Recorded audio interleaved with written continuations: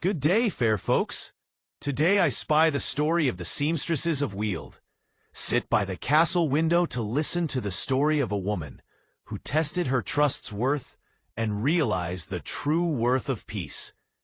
Mist lay heavy upon the spires of Weald, the kind of mist that crept into one's lungs and stayed there, as though the whole town were a cathedral of stone and breathless silence. Yet the square was never quiet. When Lady Seraphina descended from her manor, her gown glinting faintly through the haze like silver caught in light. On market days, her presence was both spectacle and omen. She came not often, but when she did, every eye fixed upon her. The cobbles were slick with drizzle, the air threaded with the cries of hawkers. Yet her tread muted the clamor. Fishmongers stopped mid-call, wives held their baskets tighter, men pretended disinterest, but craned their necks all the same. One tilt of her pale wrist, one cascade of sleeve, by nightfall, every seamstress in town would have sketched her likeness. "She walks like a hymn writ upon flesh," muttered old Bram, the fishmonger, crossing himself. "A hymn?" his neighbor snorted. "A curse, more like. My Jory near fainted when she spied her last week. Begged me for velvet, as though coin sprouts from my nets." A third, broad-shouldered with soot in his hair, shook his head. "I'd give a month's wages if Maera stitched for common folk." "Bah!" Bram spat into the wet cobbles. "Maera's loyalty cannot be bought. She serves the lady and no other." The women at the well, shawls dripping rain, whispered with a mix of envy and awe. Rumors clung to them like wet skirts. Seraphina's beauty, Maera's skill, the strange power of gowns stitched so near to holy patterns, one could mistake them for blessings. By sundown, the taverns roared with the talk. Smoke curled from the rafters. Ale sloshed across tables, and Seraphina's name drifted from mouth to mouth, as though it were both prayer and curse. Yet always, Maera's name followed close behind. Their home was narrow, pressed between a cooper's shop and a candlemaker's dwelling. Bolts of velvet hung from rafters like banners in a forgotten chapel, catching the dim glow of beeswax candles. The smell of wool and wax filled every corner. Maera sat straight-backed, her hair bound simply, her hands moving with solemn patience over a length of pale silk. Her stitches were reverent things, so fine they seemed breathed into the cloth rather than sewn. When she worked in silence, as though the gown itself were a vow. Elayne, her daughter, stitched beside her. Her hands were quicker, sharper. Her seams dazzled, but carried a restlessness, a hunger. Her borders, piled neatly on the bench, held fire where her mother's held quiet light. That evening, Elayne slid a small pouch of coal dust onto the shelf beside the dwindling stack. She had bartered for it in the square. "I saw the lady today," she murmured, perching beside her mother. "Did you notice the tool?" Maera began, then stopped when she saw her daughter's faraway eyes. She sighed. "You've ears full of gossip again." "They respect you, mother."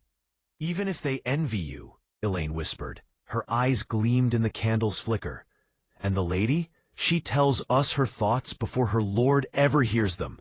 She leans on us more than she knows. If we wished, we could hold her in our palms." Maera did not look up. "What vanity made you think we own her dreams? And what if she chooses Avis instead?" At that name, Maera's jaw stiffened, though her voice stayed calm. "If another needle outshines ours, then so be it. I would rather be found wanting than bind myself to envy." Elayne pressed her lips tight. "So we starve while others fatten themselves in her shadow?" But Maera only bent lower over her work, her silence sharper than any rebuke. The well was cruel in winter. Its stones dripped with frost, the ropes stiff with ice. Elayne's hands ached as she drew her pail. but her ears strained toward the women beside her. "I hear the lady has called a vase to her chambers," one wife whispered. "Roses, they say, stitched so real the petals seemed damp, so sharp the pricks bled." The lady wept at the sight. Elayne's hand clenched, the bucket tipped, spilling freezing water over her wrist. "She'll cast Maera aside." Another laughed. "Talent fades, roses bloom eternal." Elayne walked home drenched, her heart burning hotter than the cold could touch. Hunger spread like a sickness. The chimney smoked less with every passing day. Bread grew pale and thin, the market stalls stood bare. Children cried hollow-throated in doorways, men bartered knives for turnips with mold gnawing the edges. In Maera's house, silence hung heavier than velvet. The hearth lay empty. Their suppers were little more than broth. Maera would loosen her belt and push her portion toward Elayne with a look that stilled protest. Whispers thickened. Lord Albrecht hoarded grain, fattening his cellars while the town thinned. Meanwhile, Lady Seraphina appeared in gowns ever more splendid, gowns some swore bore Avis's roses, though others claimed Maera's hand. At the tavern, a drunk spat into the fire. "Our belly's hollow, yet she sweeps past clad in thorns and blossoms.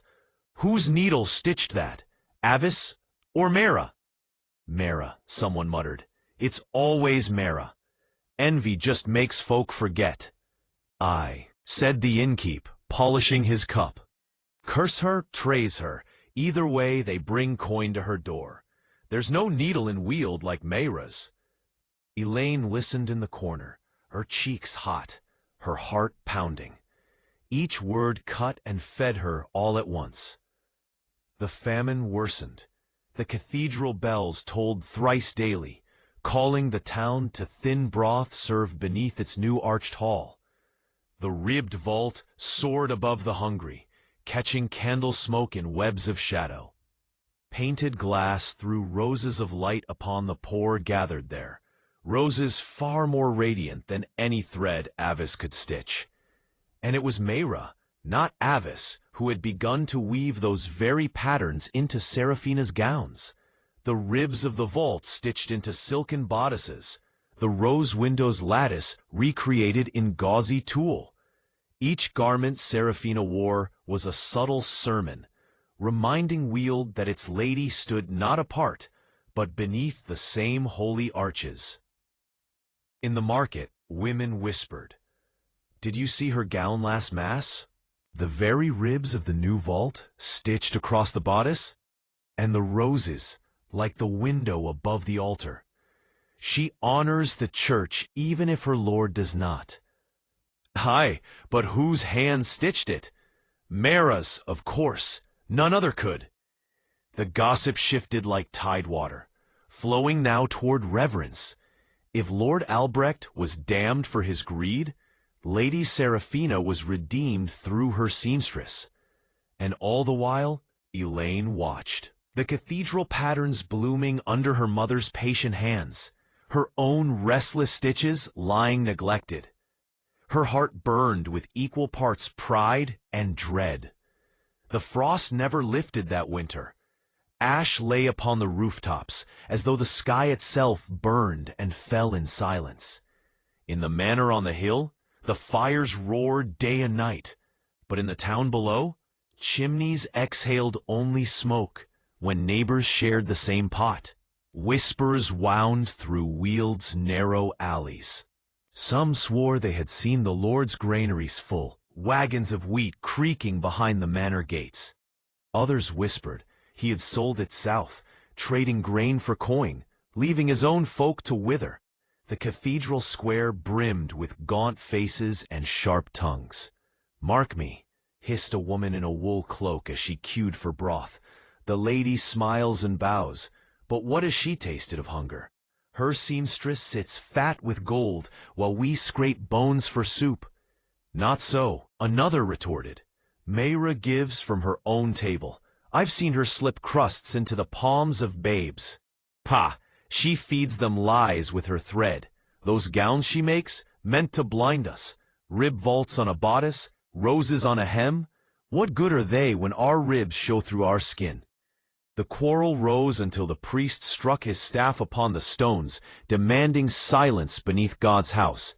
But the whispers never ceased. Within the manor, Lady Seraphina's chambers glowed with firelight and the scent of lavender. Her ladies clustered about her, hands busy with embroidery frames, though none stitched half so fine as Maera. Avis reclined among them, a sly smile curling her lips. She had delivered a gown the previous week, rich with crimson roses that tumbled down the sleeves. Seraphina had worn it not to mass, but to a feast, where torches lit the petals like spilled blood. "I think, dearest lady," Avis murmured, "that roses suit you better than vaults. They whisper of passion, not cold stone. Let the people pray to their ribs and arches. You, my lady, should bloom." The others tittered, but Seraphina only studied her reflection in the polished bronze mirror. "Maera's vaults are well received," she said softly, her voice like snow falling. "They remind the folk that though their lord rules their grain, their lady kneels beneath the same God." Avis's smile faltered, then stiffened. "Folk are fickle, my lady. One day they'll praise, the next they'll spit. Roses are eternal. Who plucks roses from their memory?" Seraphina did not answer. Instead, she rose, her gown whispering like water over stone. "We shall test it. Tomorrow I'll wear your roses to market. We will see if roses bloom warmer than arches in the people's eyes." The ladies exchanged looks. Avis's smirk returned, bright as a drawn blade. The next morning, mist clung to the square once more. Seraphina descended in a gown of Avis's roses, crimson upon black velvet, a fire against the gray sky. The market stilled. Women drew breath sharply. Men shifted their weight. A child laughed and pointed. "Look, Mama, the ladies become a garden." But not all were charmed. Near the baker's stall, a bent old man muttered, "Roses, when our fields bear none? She mocks us." "Nay," whispered his daughter. "Did you not see her last week? She bore the cathedral's very ribs upon her breast. She is ours still." Others murmured agreement, the tide of gossip rising and falling with each glance. By evening, two camps had formed, those swayed by roses, those by vaults. And behind the bread stall, Elayne listened, her cheeks flushed. She heard her mother's name praised and Avis's hissed, but she also heard doubt, the dangerous crack of envy that could split stone from mortar. That night, as frost rimed the windows, Elayne bent over her stitching with trembling hands.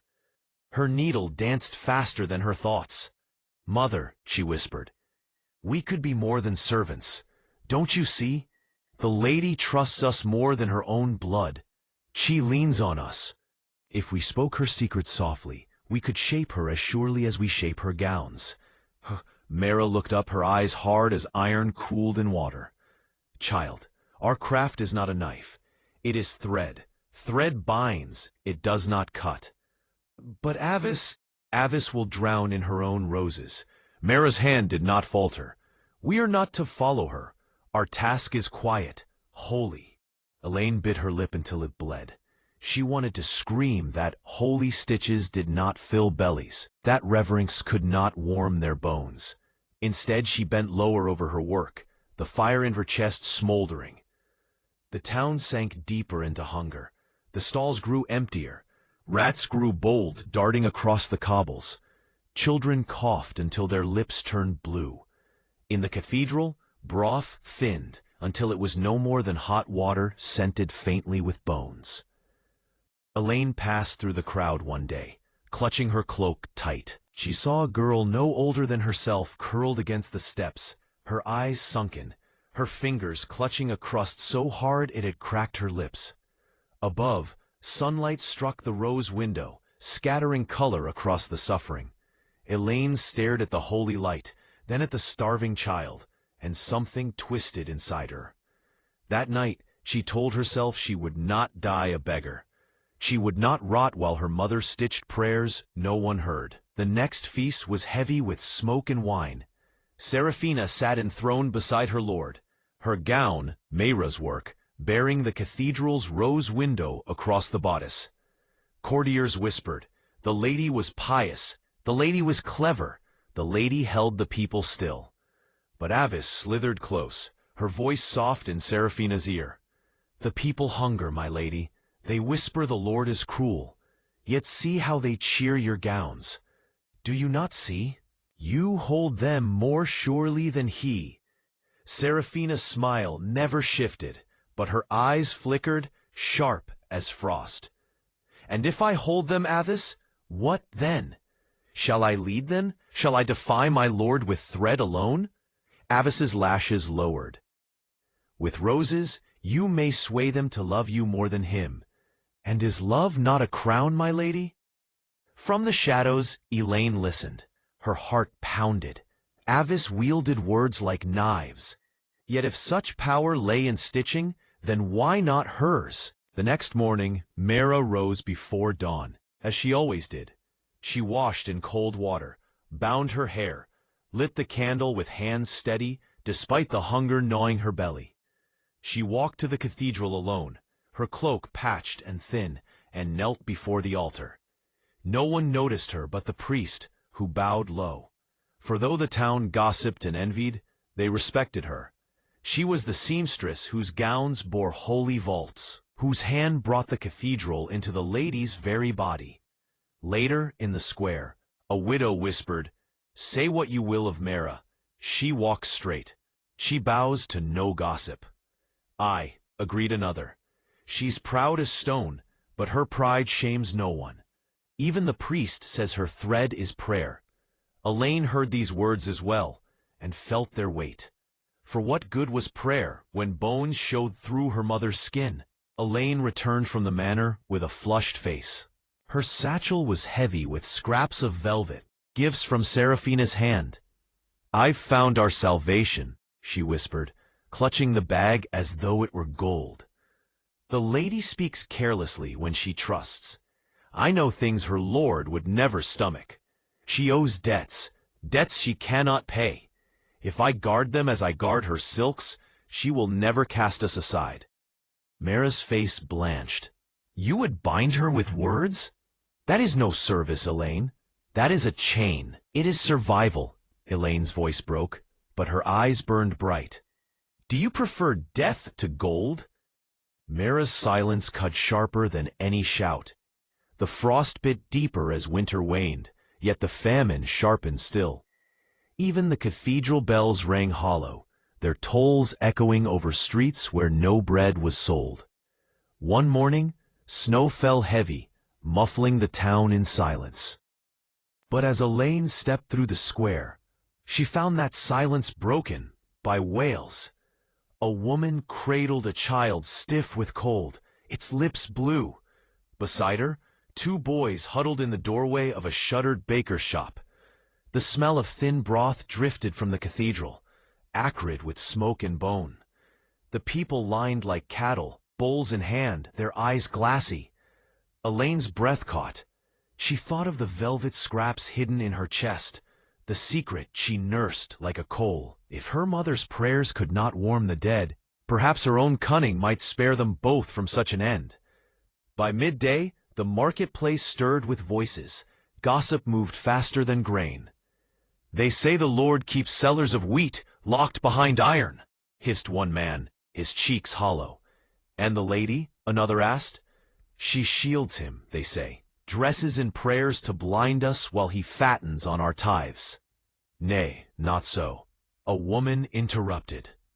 "Did you not see last Sabbath? She bore the cathedral's very rose window on her breast. Would a woman mocking us kneel so pious?" "But she wore roses too," muttered a cobbler. "Avis's work. Roses mock our hunger. No bread grows from roses." The crowd's voices tangled, rose, broke apart.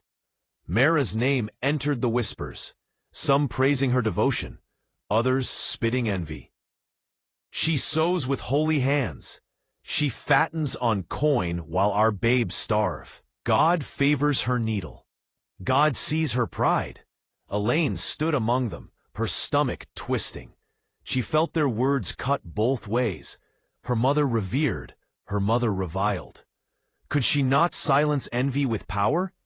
Could she not shield Maera with leverage, as a knight shields with a sword? In the manor, Lady Seraphina paced her chamber, a gown of ribbed vaults flowing behind her. Her ladies watched, whispering behind fingers. "Wear the roses, my lady," urged one. "They flatter you more than stone." "Nay, the vaults bind the people to you. They think you holy."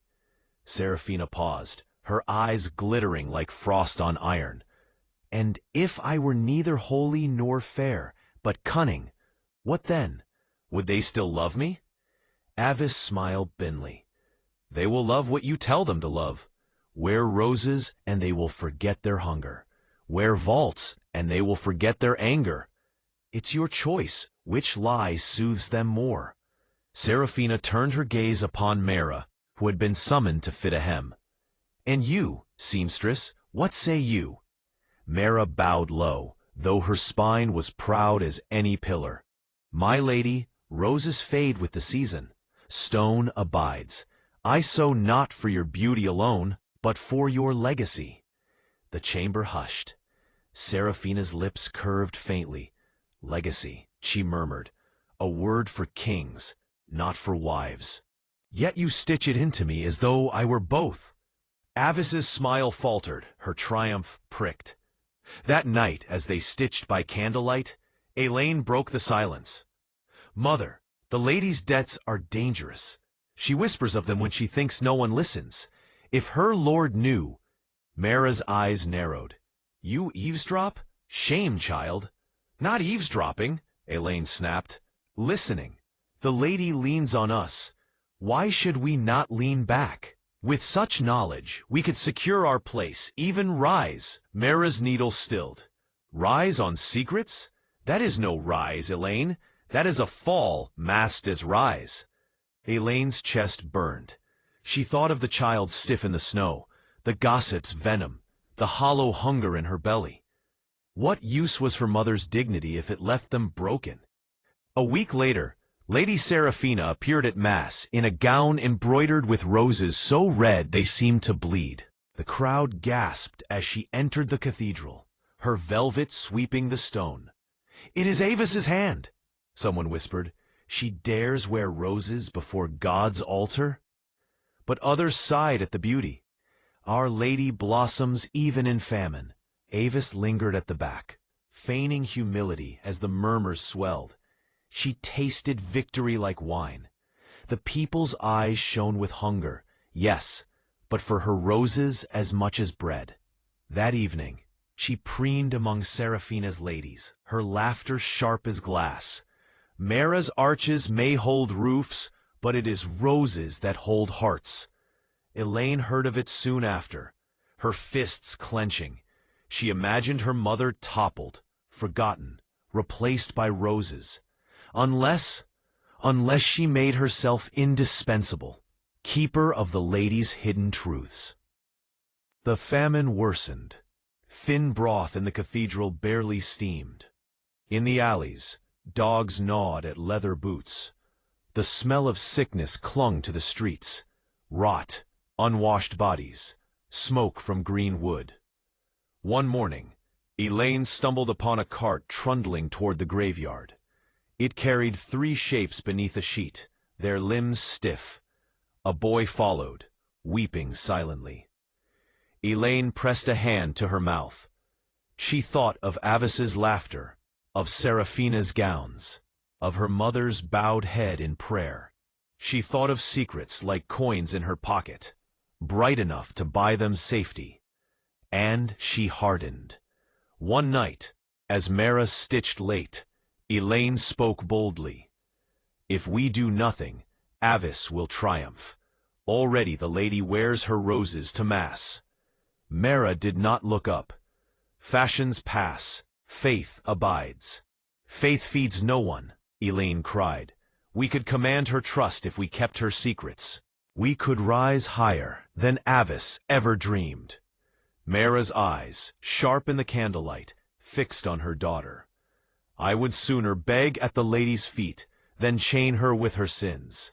Pride may be my vice, Elayne, but deceit is worse. The words cut deep. Elayne's face flushed. She wanted to retort, but her voice faltered. Still, in her heart, she whispered, "Better deceit than starvation." The following week, Lady Seraphina called for Maera and Elayne both. She stood in her chamber, robed half in roses, half in vaults. Avis's embroidery on one sleeve, Maera's on the other. Her gaze swept them, unreadable. "The people are divided," she said coolly. "Some see holiness in arches, others life in roses. Tell me, which truth should I wear? Which lie shall clothe me best?" Avis smirked, but Maera bowed her head. "My lady, truth does not lie in cloth. Yet if you would be seen as pious, wear the cathedral upon your breast. Let them think you as close to heaven as they are far from bread." Seraphina's lips curved faintly. She turned to Elayne. "And you, child, what say you?" Elayne's throat tightened. She thought of her mother's dignity, of a vice's triumph, of her own gnawing hunger. She thought, too, of the whispers she had overheard, Seraphina's debts, her secret bargains. If she revealed her knowledge, she could sway this moment. Her tongue pressed against her teeth, but she faltered. "The arches, my lady," she whispered at last. "Stone does not fade." Seraphina's eyes lingered on her, sharp as frost. Then she nodded, dismissing them both. But Elayne knew she had come within a hair of speaking the secret aloud. The temptation still gnawed, growing sharper each day. Meanwhile, in town, the people still spoke of Maera. "She walks proud, aye, but she gives scraps to the orphans. She bows to no one but God. She thinks herself better than us. She sews prayers into velvet." At market, when she passed, mothers dipped their heads, while others spat in envy. Yet when famine took another child, the priest himself declared, "It is Maera's gowns that bind Our Lady to the cathedral. Without them, we would have no shield at all." Even Avis's triumph could not drown such words. Still, Elayne's heart twisted. What good was respect if envy still hissed and hunger still clawed?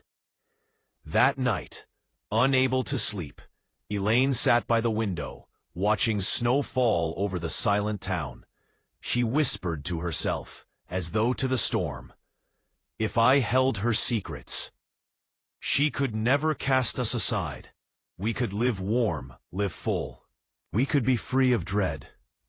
She clenched her fists, nails biting her palms. Her mother's voice echoed in memory. "Deceit is worse." But hunger answered louder. And slowly, Elayne's heart began to bend. The snow had turned to slush when the summons arrived. Maera was folding tulle over velvet when the hammering at their door echoed through the narrow house. Elayne's chest tightened. Guards clad in iron waited at the threshold, their mitts gripping the handles of chains. "More orders?" Elayne asked, masking her fear with a forced calm. "No," Maera said, pale, understanding before she spoke. "This is no mere order." The guards fastened the chains around their wrists, cold iron biting their skin. Fabric scraps clung to Maera's sleeves. Velvet and tulle trailed on the floor as they were dragged through the town. People peered from windows, whispers brushing against the snow like thin smoke. "Is it her fault?" one boy asked his mother as they passed, "or the girls?"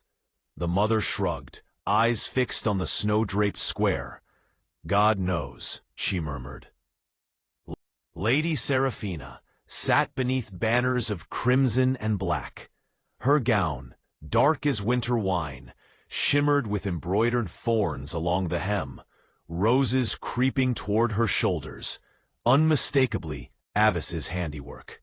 Her pale eyes assessed them without warmth.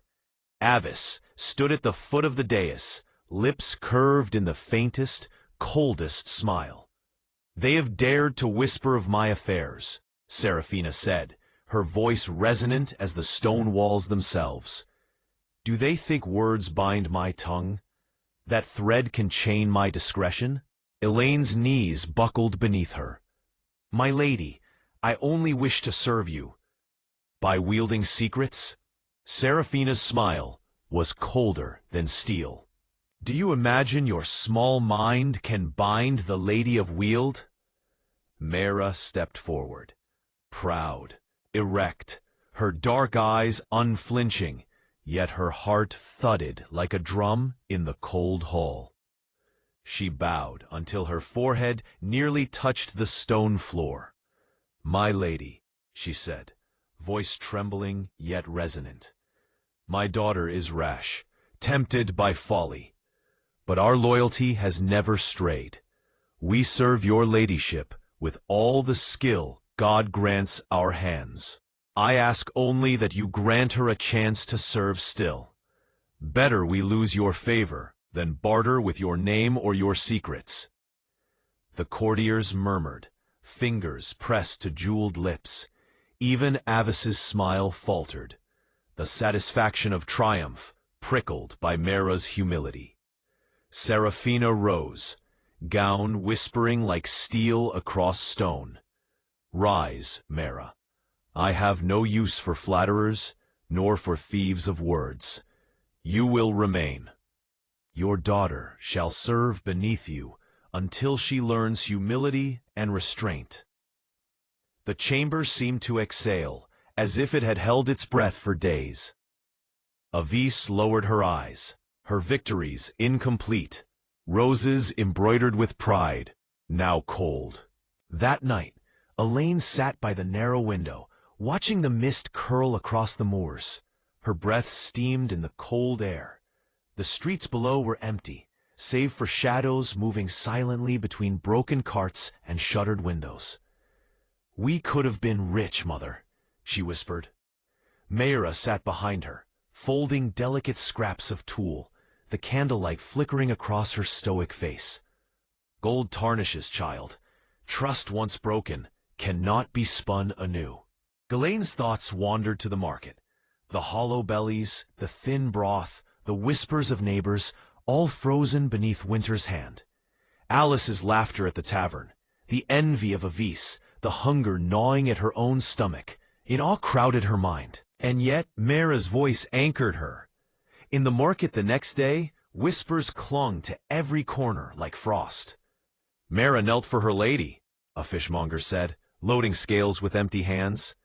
"Aye, even the girl," a baker's wife murmured, "knew folly in her plotting. Humility is rarer than silk these days." "And yet her velvet still surpasses Avis's roses," another added. "The lady wears her work even now, and folk do not question it." Elayne walked through the square, listening, heart thumping.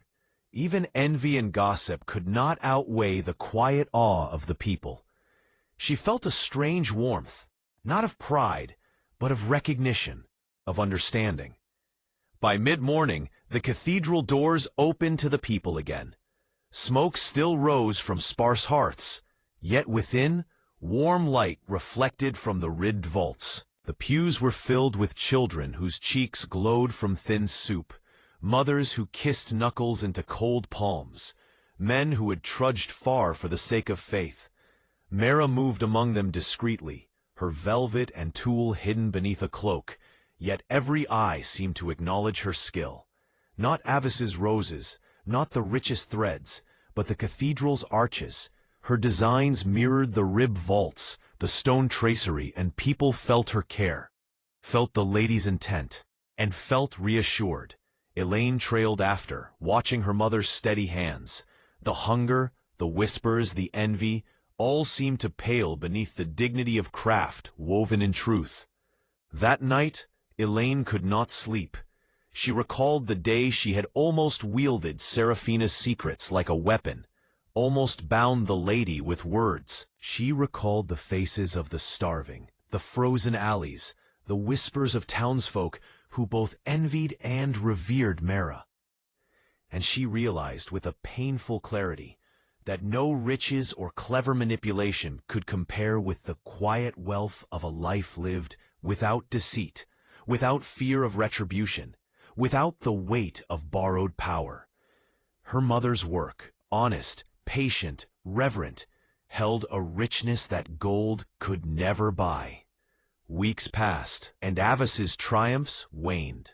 The lady still wore her roses, but only in minor embellishments. The court murmured, noticing the subtle shift. Maera's cathedral-inspired gowns became the mainstay, reinforcing Seraphina's devotion to the church and quelling rumors that Lord Albrecht hoarded grain or ignored the starving. Avis's whispers no longer carried the same power.